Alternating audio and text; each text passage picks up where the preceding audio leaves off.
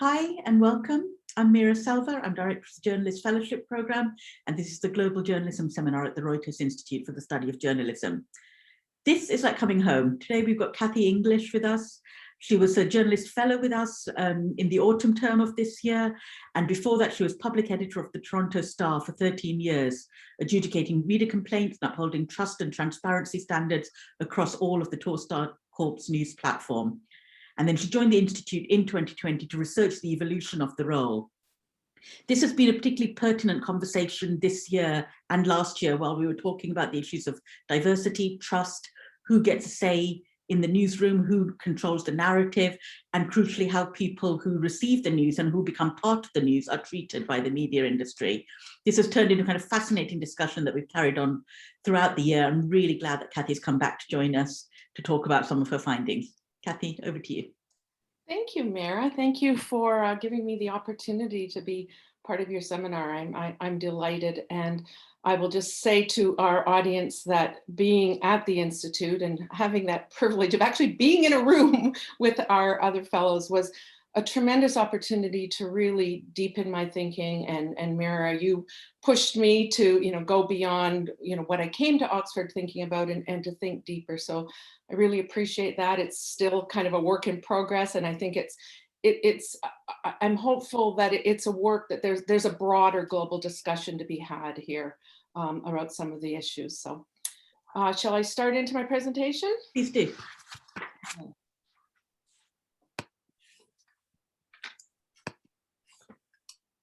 Can everyone see? Yes, so it's in. Let me just get play from the start. Nope, just give me one sec.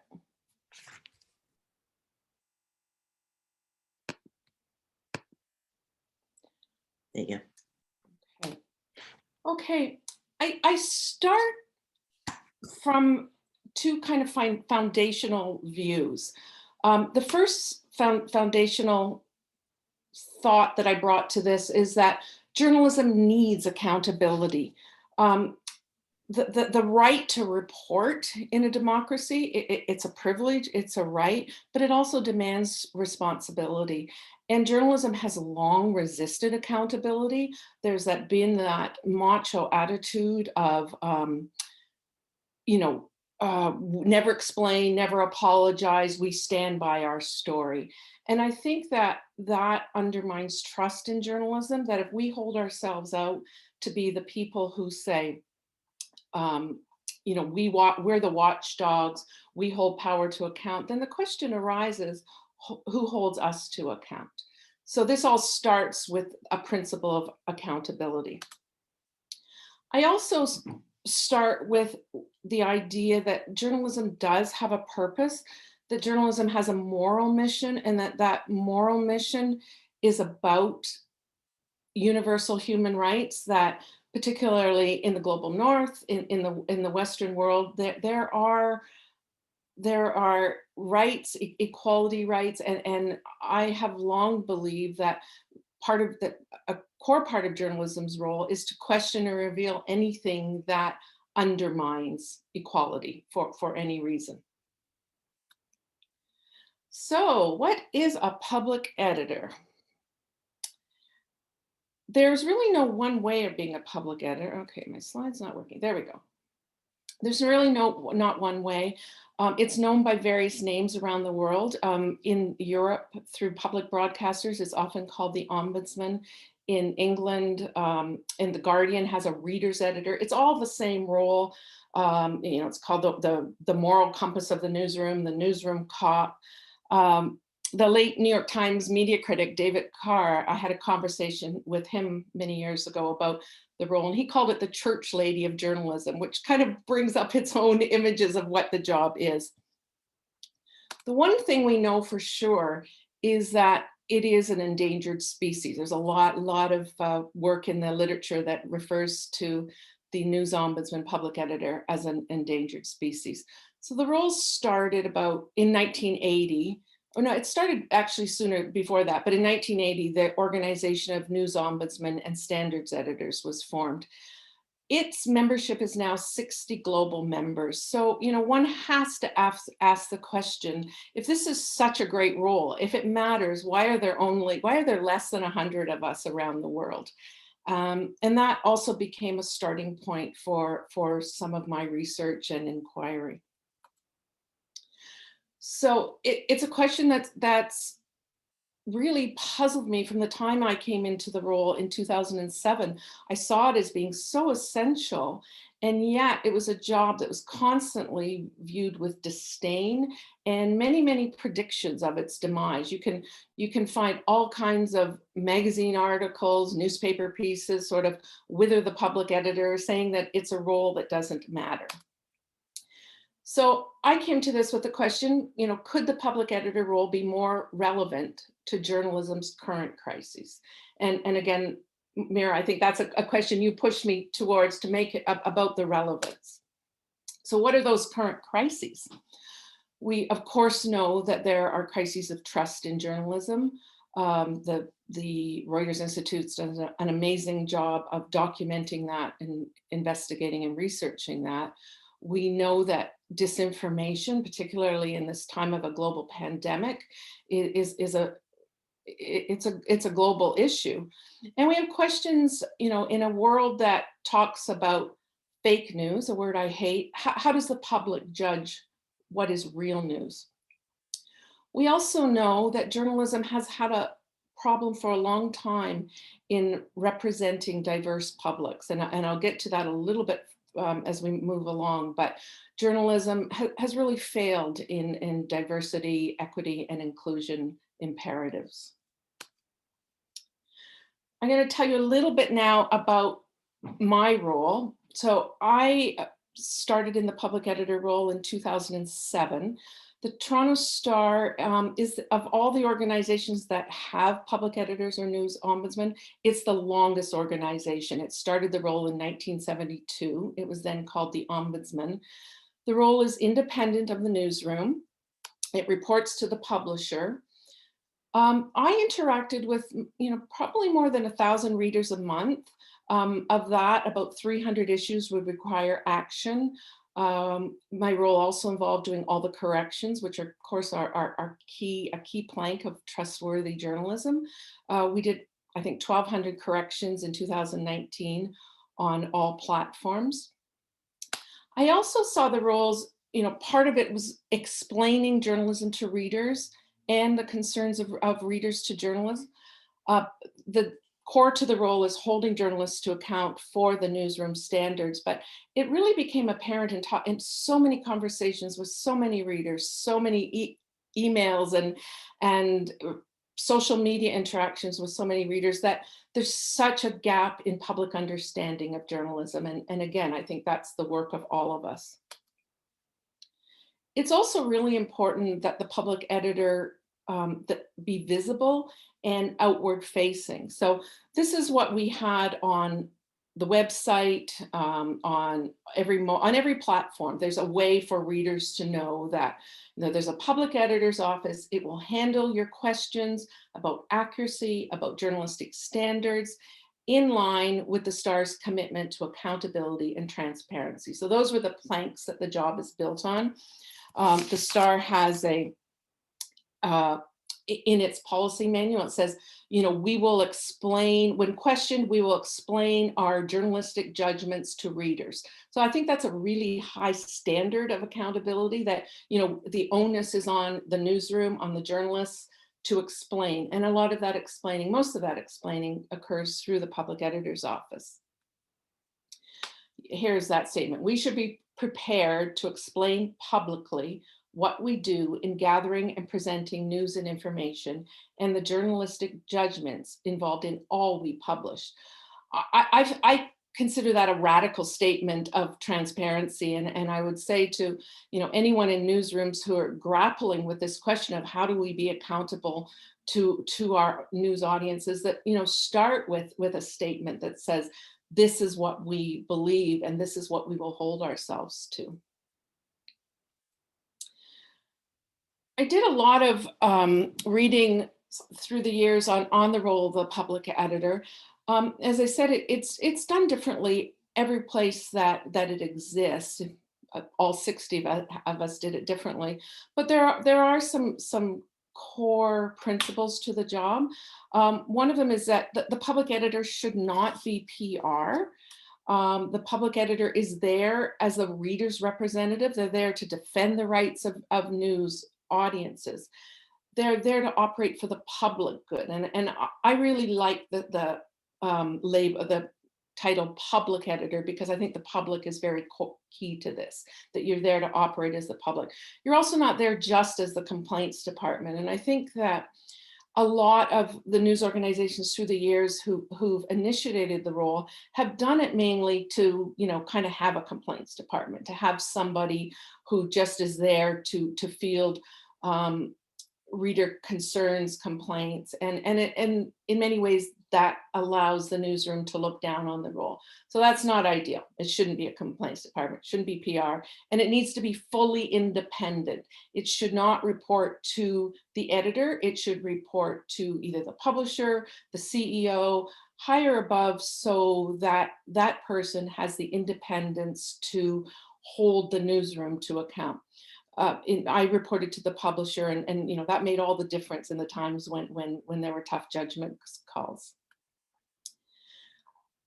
I had come to writers. My original proposition was that the public editor role is a role that's involved in trustworthy journalism. That all of the thinking, the talking that had been going on about, what creates trustworthy journalism, that public editors had been doing those things for years. Transparency, accountability, corrections, that was our work. And yet again, there was this situation that, there's 60 of us in the world doing it. So I wanted to look at the elements of trustworthy journalism.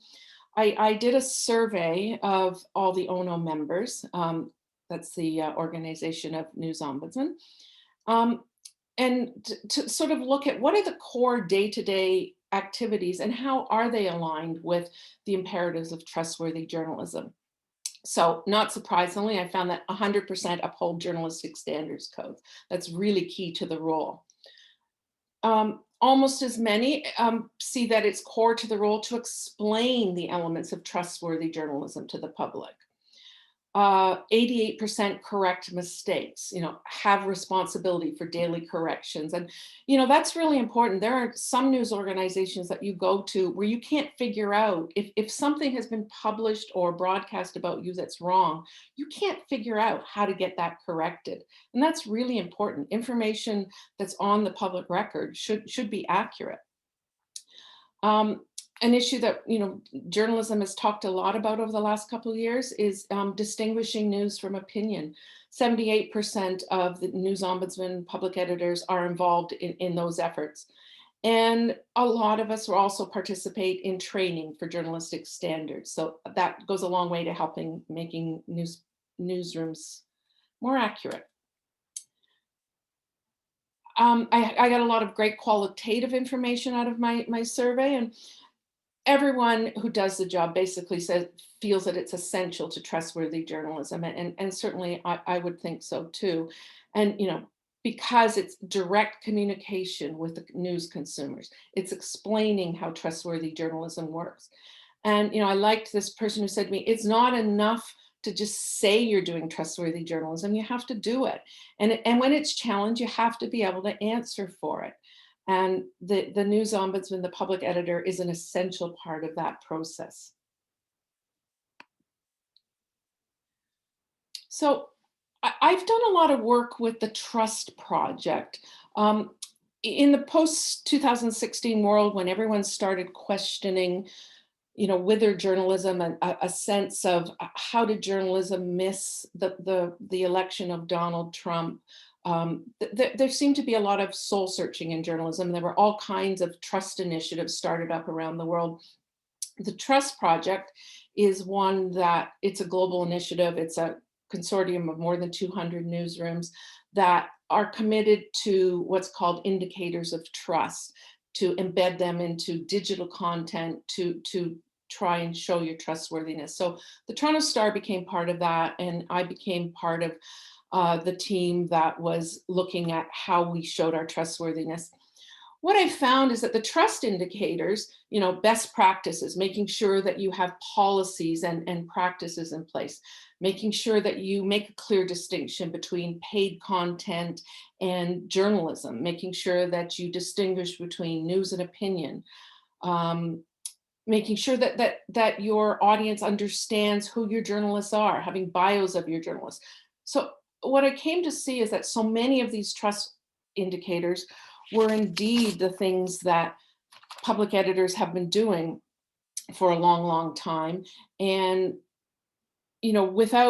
for decades, even as our relevance within journalism has never been really appreciated, we have been doing the work of maintaining trust, or at least trying to ensure it. I also asked one question, and I think if I was going back on this survey now, in light of some of the things that's happened in the last year, I would have done a deeper dive into diversity questions. So I just asked the question, do you play a role in ensuring the diversity of newsrooms in either sources in stories and news, or in staffing? So only 35% of the public editors news ombudsman said that they had any role in ensuring diversity. But 50% told me that they were called on to communicate with news audiences about diversity.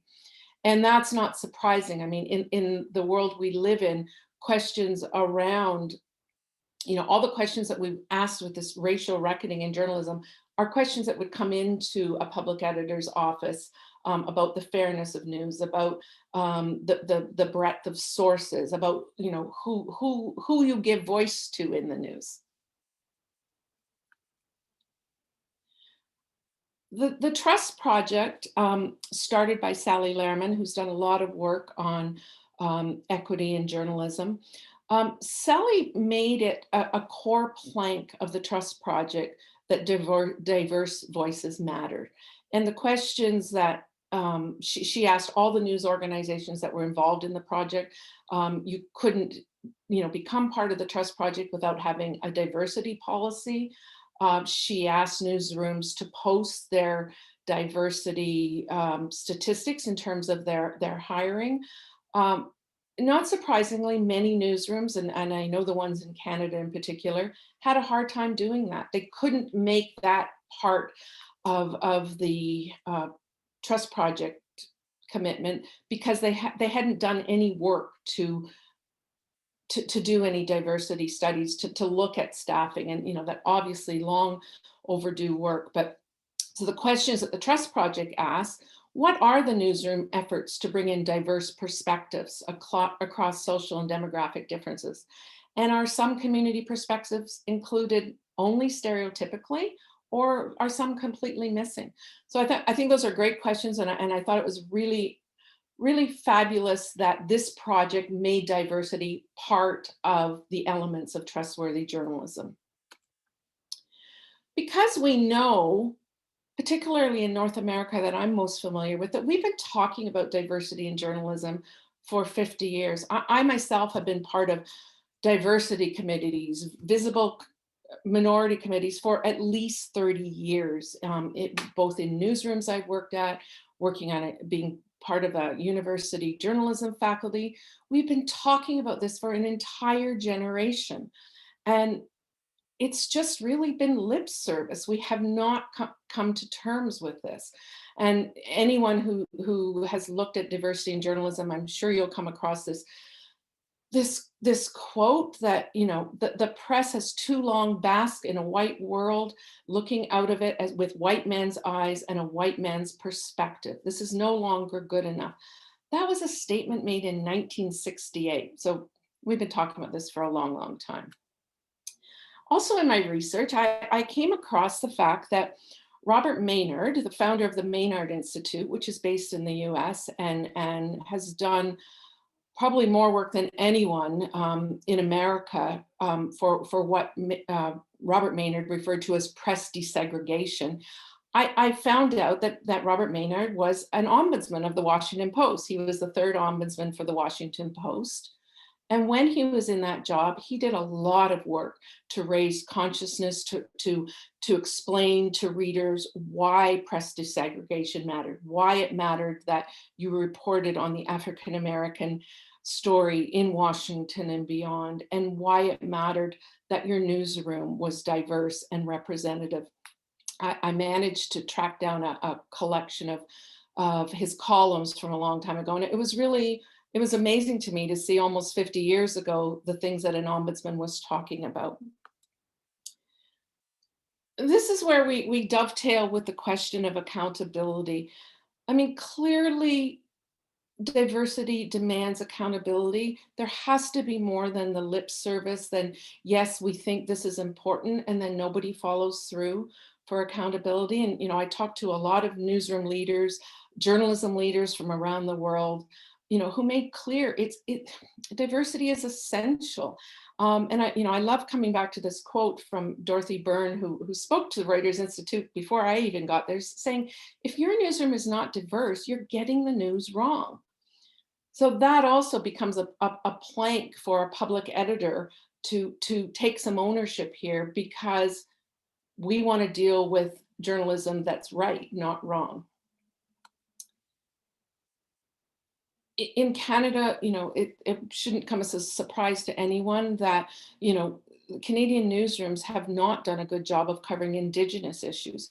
We had a Truth and Reconciliation Commission here a few years back that, had some specific call outs to the media that, we have to do a little better. We have to do far better in covering the issues. And Karen Pugliese, who's a Ryerson School of Journalism professor and Indigenous journalist, she makes the connection between the lack of Indigenous representation in newsrooms and the way the story is covered. She says that issues get reframed, they get rewritten, and very strong words that news for so long has had to appeal to white men, that white men have largely defined journalism. And that's a conversation we're all starting to have and starting to understand the repercussions of. But I thought Karen put it really, really well.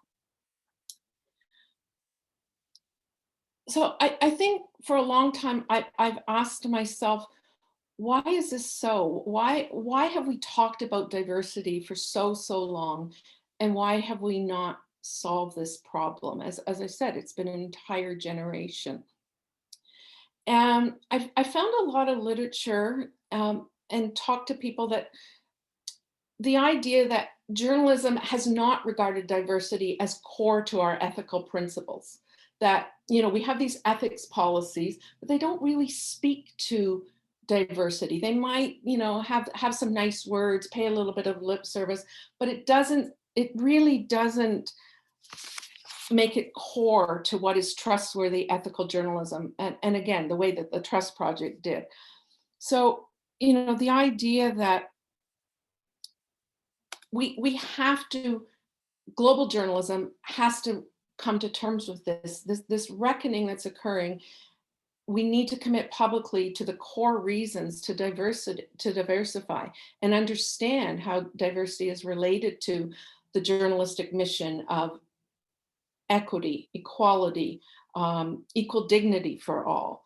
That until we make it core, and I'm really starting to believe that we almost need like a global gathering of or some way to come to terms with what do these questions mean right now to journalism ethics, journalism standards and practices.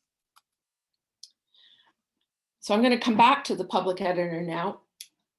As I kind of went through looking at the diversity issues, the accountability issues, and the role of the public editor, I saw these 50 years, 5 decades of failures on two sides. In many ways, the role of a public editor had failed to take hold in global journalism for 50 years. And over those same 50 years, journalism has failed to represent diverse publics, to diversify their newsrooms, despite all the talk. So I've got this, as I said, 5 years of failure. What do we do about that? Is there a way? Is there a solution that would make the public editor role more relevant to journalism today and create needed accountability for diversity and inclusion? That became another core question I looked at. Could the public editor role evolve to hold journalism to public account for diversity, inclusion, and equity? And I guess to that, to me, it was really easy. Like, why not? If this role is to be relevant, and if one of the most pressing problems we know we have is equality, equity, diversity, inclusion in newsrooms, should the public editor not be involved in that? You know, accountability is core to the role. Diversity demands that accountability. And I guess the question is that someone needs to do it. And I had conversations with people through my research that said, you have to be really careful with who you hand the diversity file to, because you don't want it to be someone that becomes marginalized, that oh yeah, that's that little job over there that they're going to take care of and the rest of us don't have to think about it. But if you look at the public editor as being core to your accountability to your audience, that you're being transparent, then, and you give it the independence and the power that it needs to be relevant, then making diversity part of that, I think, could make a big difference. So in my paper, I look a lot at, what would what I call a publics editor do? And, a little bit of a play on public in the idea that there are many publics. And, there's a lot of great research about trying to identify this public that journalism seeks to serve. But, I think there are some very practical things that a publics editor could do. Assess and audit newsroom staffing, in the same way that some news organizations, particularly public broadcasters, put out annual reports that monitor various measures. That newsroom staffing audit should now be a public document every single year, and every news organization that is seriously invested in dealing in finally coming to terms with diversity should be doing a public audit. The public editor's role would be to report this diversity inclusion data to the public and to make sense of it. A public editor could champion anti-racist news coverage and criticize publicly any coverage that perpetuates inequality. And I think that, one of the things that's important here, that is not just done on a story by story basis, but you start looking over time at, the sources used, the way that stories are told.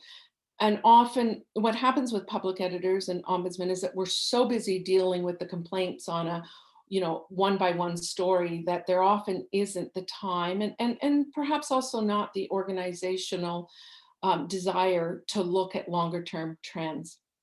I think it would also fall to this publics editor to help create public understanding of why diversity, inclusion, and equity matters in journalism, and explain issues related to human rights and to journalism's mission. So in my paper, so I think that one of the things I looked at this paper is, who am I talking to? I'm talking to every journalist in a newsroom who thinks that accountability and transparency matters. And I'm talking to every newsroom leader who believes that they should be accountable to their audience. But I don't think it just falls on the leaders to say this matters. I think that a lot of things that are happening in journalism now are bubbling up, that people are saying, things need to change.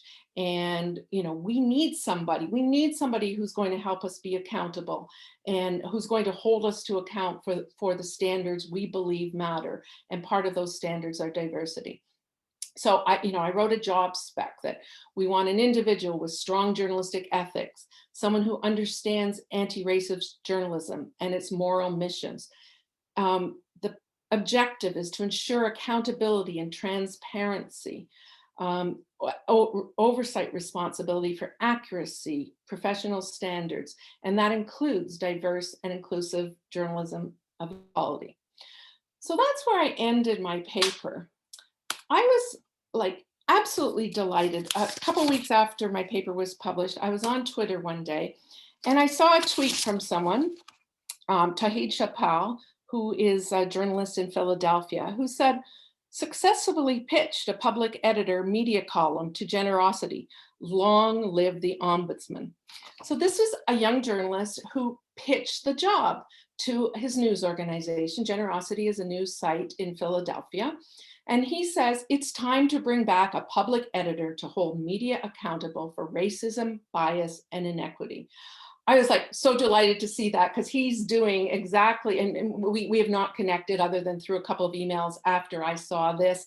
But to me, it sort of was, it gave me hope that there are people out there who can do this, and it doesn't need to be done from the top, from a newsroom leader who says we need to do this, but every journalist in every newsroom has some power to sort of say, we need to do a better job of holding ourselves to account, and to hold ourselves to account to the public, that if we believe in the elements of trustworthy journalism, of being accountable, being transparent, of representing diverse voices, let's hold ourselves to account.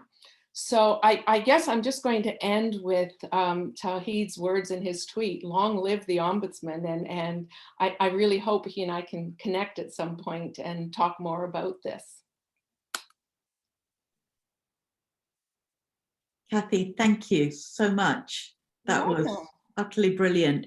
And it is really lovely to see how the paper grew from a look at the public editor's role into a conversation about diversity and the issue of, as you said, this can be a bottom-up initiative, which is really heartening. It doesn't have to be something that you always have to speak only to the kind of managing editors, but it's a conversation to be had with journalists as well.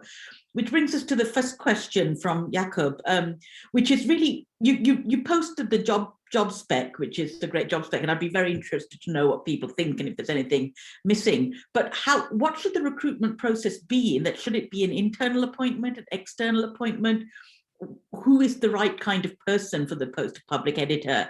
And how do you ensure that that person's seen as impartial, fair, and not just either rubber stamping or kind of defending the editorial line? That's a great question, and certainly a question that's been asked through the years with so many looks at the role and assessing it. Some news organizations, when the job started, it's interesting that when it was started, it was sort of seen as the last job for some man in the newsroom who they needed to figure out what to do with, and here's someone who knew good journalism, so let's let him take on this. And that was when the job was started in the 70s. I think it can be someone inside, but if it's someone inside, they have to figure out how to step aside and look at the role as being the reader's representative. You can't, and that's something I had to say to newsroom journalists constantly. I am here for the reader. I represent the reader. I'm bringing the reader's concern. I'm not here just to defend you. And yeah, there's sometimes that a public editor, an ombudsman will defend journalism because sometimes that's your judgment call. But I think there's also a lot of literature and a lot of discussions that make the point that maybe someone from outside, maybe from a journalism school, or maybe it's a panel of 2 or 3 people who serve as your public editor panel. That's something I started to think about as well. But whatever it is, what's important is that the organization really gives it independence, doesn't look at it as just PR to sort of say we're doing something. It has to be totally independent. And that takes a lot for a news organization to say, we are open to somebody who is part of our organization to criticize us on behalf of the public, and we will live with that criticism. I mean, are there certain powers you think this role requires? The power to insist on a correction, or the power to sanction, or Yeah, well, so the way I did the job, the public editor role, the Star has total control over corrections. It's up to you. I mean, obviously you work in a consultative way with department heads and the editor and sometimes lawyers on tricky corrections. But yeah, it's up to the public editor in many organizations to determine something that needs to be corrected. And that can lead to some very difficult discussions. So I think corrections power is important. And ultimately, I think those that do the job the best look at it almost, it's an adjudication role. And you look at it as you're weighing the pros and cons of, there's a complaint, here's what the journalists say about it, here's the journalistic standards, and you're making a judgment call. I often looked at the roles that I was dealing with the gap between, here's our journalistic ideals, here's the reality of what happened in creating news very, very quickly, all the things that happen in newsrooms. I was addressing the gap between reality and ideal, ideal being, the highest standards of trustworthy journalism that we aspire to. But yeah, I think the being an adjudicator and, that being the judge and the newsroom has to be comfortable with that. Yeah, and I'll go back to that, but that's just a good point to go to Tor's question. Tor Christofferson is a journalist fellow from Norway who's looking in particular at kind of the reporting of Indigenous communities, the Sami people, and looking at Canada as well. And you were at the Toronto Star, you're not now, but I think you were at this period. Yeah. His question is, Hayden King and Ishabe from the Beau Soleil First Nation criticized the Toronto Star in 2017 for its coverage for its Indigenous journalism. He thought you had too few articles about the Indigenous people, and the pieces that were covered were of poor quality. And I just want to know, like, what happened? Was there any kind of reaction to these criticisms, and what do you think, in hindsight, you'd have done better? Yeah, I don't recall that specific criticism. I think it's ongoing criticism. I mean, for most of the time I worked at the Star, there was one Indigenous journalist, and she has since left. Part of my role was also involved with training. So we have an organization in Canada called Journalists for Human Rights that has an Indigenous training program. And we brought JHR into our newsroom to do a training seminar on how do you cover Indigenous issues, how do you connect with the community. That was a first step. I think, I wrote a column at one point sort of saying that we and most Canadian news organizations have failed. That was in light of the Truth and Reconciliation Commission. But there's absolutely no doubt we have failed. And I don't even think that there's enough being done still to address this and to come to terms with this as a core Canadian journalism issue. Is the issue of, like, you can identify a problem, but there's limited. The public can't do everything. You do a lot of things, but you can't change the entire content of the newspaper. And Mark Kalu from Kenya is asking this. Managing editors ultimately have the same, or editors in chief have the same what goes into the paper or what's broadcast. And so, in that sense, what role does the public editor feel it play in kind of the bigger question of what's going out and who's deciding the narrative, and how does that dynamic work? That's the $1 million question, because the power has often been described as kind of moral suasion. You have the power to tell the community, tell readers something, but you don't. The job has not had a lot of power to actually make a difference. Now, if you report to a CEO or a publisher, I think it's incumbent in the role that you point out the problems, you write memos, sometimes you yell and scream, you sort of say, this just cannot stand, this is a problem. I did a lot of work in the last year in the job to come up with standards around paid content, how that was labeled, and working with the principle that readers should never be confused about whether they're reading journalism or advertising. That became something, it's just sort of working and pushing. But yeah, I think, and again, some of the literature I read said that the job needs to be given more absolute power to say this needs to change, for example, on diversity, to say, here's our annual report. We still have not changed the makeup of the newsroom. What are we going to do about that? Again, there's the gap. Can you do the hiring? So that is kind of the knot that I haven't resolved yet either. Fair enough. I mean, this goes to Peter Adeli from Hungary's question, which is, could you talk a little bit about the dynamics between the public editor and the newsroom, and how do you avoid an adversarial relationship? And how long does it usually take for a newsroom to accept that this role is important and will better their journalism, when, as you said, the role of the reader's editor is to side with the readers, not defend the journalists? Yeah. So, it's not called the loneliest job in journalism for no reason at all. And there were days that, it's really difficult to be in tension with people that you work with in a newsroom. I had an office outside the newsroom for a long time, which helped a lot. But, you need to have a lot of diplomacy, and you need to understand that people won't like you. The associate that I work at one point, she says, Kathy, people don't like us. It's like, okay, I do get that. There are natural tensions to the job when you are the person that can question someone's journalism.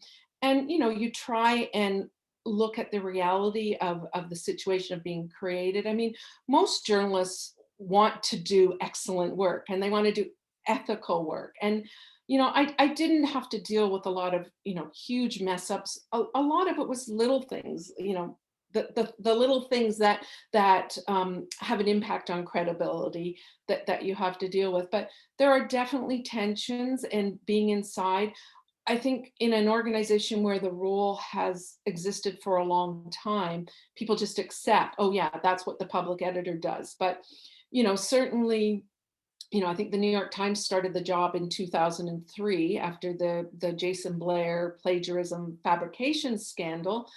And, I think it was a rockier road for all the people who did that job, because people weren't used to having this other editor come and question their work. Going back to the issue of diversity in particular, a question from Zoe Ramushu, who's Zimbabwean and in South Africa at the moment. What sort of metrics did you find public editors using when measuring diversity? So when you said that it is part of your beat, were you looking at stories? Were you looking at newsroom composition, the readership? Yeah, so part of the issue that I'm talking about in this paper is that it wasn't really a core part of the job, and it hasn't been for most at this point. So I didn't provide any metrics around diversity. It wasn't part of my role, and I don't think it is for, I can't speak for 60 people doing the job. I know that the ombudsman for the public broadcaster in the Netherlands, she has done some work on assessing the diversity of programming, and really fabulous work. But I provided metrics every year on the number of corrections, the number of interactions with readers, that sort of thing, which led me to the point that, could you, as part of an annual audit, and the Guardian, I don't think they do it anymore. They just do a wonderful annual audit of all kinds of things that they were measuring and reporting to their readers. And I just think that diversity could be part of that.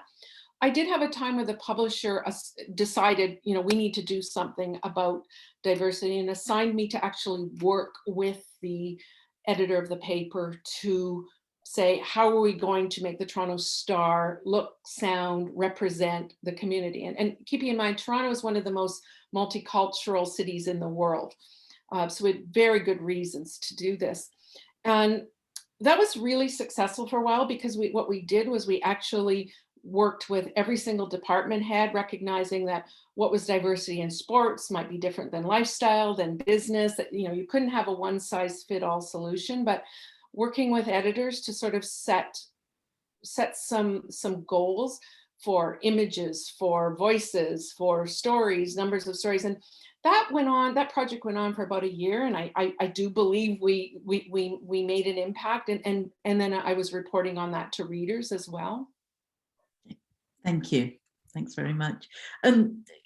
the question of transparency and trust. And there's kind of an ongoing conversation in journalism about, be transparent about your methodology, be open about how you get a story. And then there's another question of, how much are readers actually interested? How much time are they actually going to spend looking at this kind of information? So the question from Louis Toledo, who's a Brazilian journalist, so do you have any good actions or good examples on how to make journalistic work more transparent? And do you have a sense of how the audience responds to that? I do have a good sense that the audience responds to it well. So I wrote a weekly public editor column, and sometimes that was a column that would explain a correction that, the correction itself raised questions, that there was more to be said, more to be done. I often got emails from readers sort of saying, thank you for explaining this. Thank you. We appreciate that the Toronto Star is open about this. We appreciate that you own up to your mistakes. And I think the original job description says that the column's role was to make amends to readers for lapses in journalistic standards. So I think that you can make a difference. And, I know that I've looked at research dating back probably 40 years on even doing corrections that, lots of journalists sort of think, well, if they see how many corrections we have, they'll think that we're not getting things right all the time. But actually a lot of the research indicates it's just the opposite, that people think if you're owning up to your mistakes, you are more trustworthy. So, I think that you just have to say that it matters that we're going to be transparent. Now, I don't think every member of the public, cares about, sometimes some of it becomes too much inside baseball. I'm always, and I think most ombudsman public editors are doing this constantly, sort of saying, how do I help the reader understand this? And it's like any piece of journalism that you do, you want to understand your audience and understand, why does this matter to them? So trying to figure out why this matters in that conversation that journalists and their audiences have. Thank you. I mean, what are the most spectacular, important interventions by public editors you can think of? Like, what have been the most challenging, difficult for their newsrooms, high-profile cases? So again, a question from Jacob. There's a lot of questions. Yeah, well, I've been really, this isn't a public editor intervention, so to speak, but I've been really impressed some of the work I've seen some newsrooms do on accounting for their diversity failures over the years. The LA Times did some great work recently. I think that that's the kind of thing that public editors could do more of, that probably every single one of us could take a historical look at how their newsrooms have handled some of these issues. I know in Britain you're having an ongoing discussion about, is our journalism racist or not? And those discussions are happening here as well. I think there were opportunities that have been missed. The New York Times had a lot of issues this summer. The publication of that op-ed by Tom Cotton that just, if those who don't know, it was an op-ed written at the height of Black Lives Matter that says, we should be bringing in the troops to the streets to shut this down. I think that there was missed opportunities there, that had the New York Times still had a public editor, that could have been explained. It could have been explained, the difference between the editorial board and news reporting, and questioned everybody involved about the kind of decisions they made and why. Yeah. Thank you. I mean, this question always veers back to diversity, so I'm just going to stay with that. Okay. Question from Elizabeth Gampel on the Süddeutsche Zeitung. I totally agree that the public editor should hold editors accountable for racism, bias, and inequity. Racism is structural and systemic, but not always clearly identifiable. So what tools do you think could be used to analyze racism and bias in content and the structure? And then, identifying it as one thing, but then how do you really introduce diversity into the newsroom? Yeah, it's a really good question. And, I'm still learning, and I think we all have a lot of learning to do and listening so that we can learn to understand. I mean, the Toronto Star, like many other newsrooms, this reckoning that's occurred over the past year in the light of Black Lives Matter has made newsrooms understand these failures. I think the answers and understanding have to come, it has to be consultative. You have to listen to people and work together and say, what are our failures? How can we do better? How do we do better at reflecting the communities we seek to serve? How do we do better at attracting diverse journalists who don't feel that they have to shut off a part of themselves to walk into our newsroom and work? And these are important and complex and sometimes painful discussions that seem to be happening broadly, particularly in North American newsrooms. So it's just starting the work, and maybe it starts with just a commitment that this matters. This is something that matters, and a public editor is a statement to your public that we are accountable to you, and we're going to we're committing to trying to work with this problem and to report to you about what we're doing. Thank you. And then a question from Bernette from Kyrgyzstan, and I suspect this might be the last question we have time for, it's a big one, which is, could you talk a little bit about social media, how you deal with the issue of social media, from the politics of journalists, such a great the comment question. sections, and the online criticism, which is a very good question. So. Yeah, well, I would say social media has changed everything. And it's interesting because, the Ombudsman Association has an annual conference that we haven't been able to have with COVID. But, when social media first came along, there was a sense that, well, you can't do public editing over Twitter. You can't respond properly to a complex complaint in 140 characters. So when it first started, I think a lot of us would sort of, we increasingly would start getting more complaints on Twitter.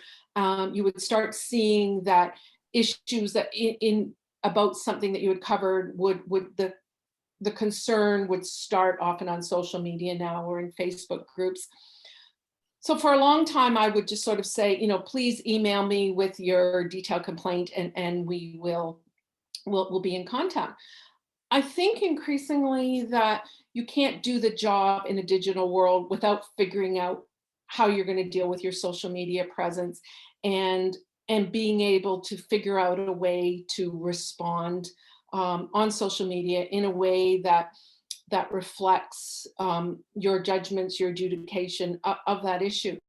The problem with social media is it's all moving so quickly, and a lot of the issues that public editors deal with can't be dealt with in a 5-minute, top of the head. You really do need to talk to people. You need to talk to the reporters. You need to talk to sometimes the sources of the stories, the people complaining. I think it requires a high degree of thoughtfulness, and thoughtfulness takes time. And sometimes, I have an issue, and I'd have to go home and, really think it through. And I don't think a good public editor wants to come to a lot of snap judgments. So figuring out how to do that, but also figuring out that things can explode on social media in a way that, how do you help contain that, so to speak? But I would say to the question, this is something that public editors and news ombudsmen are grappling with, those who are doing the job around the world, trying to figure out. Margaret Sullivan, who did an excellent job of this for the New York Times, she really did engage on social media and was able to do that in a good way. And I think that anyone who's taking on the job now has to figure out how to do that. And I mean, from that, again, if the reader's editor speaks for the readers, what happens when the readers start getting abusive towards the journalists, which also happens a great deal on social media, and again, especially kind of female journalists who find themselves the brunt of quite vicious attacks and trolling, both by readers and also by bots? I mean, where do you see the role of the public editor, if any, in that scenario? Well, I think it's an issue that absolutely the public editor should be constantly drawing attention to it, constantly talking to management about policies, practices, how do we protect our journalists? There's so many journalists that are exposed on social media. And one of my roles was to sort of monitor the harassment of the Star's journalists. So anyone that had any concerns about any kind of communication, whether it was public on social media or emails, I would keep files of it just so we could look for trends. We would understand there were times when it was important to call the police in because this actually was threatening in a way that was frightening.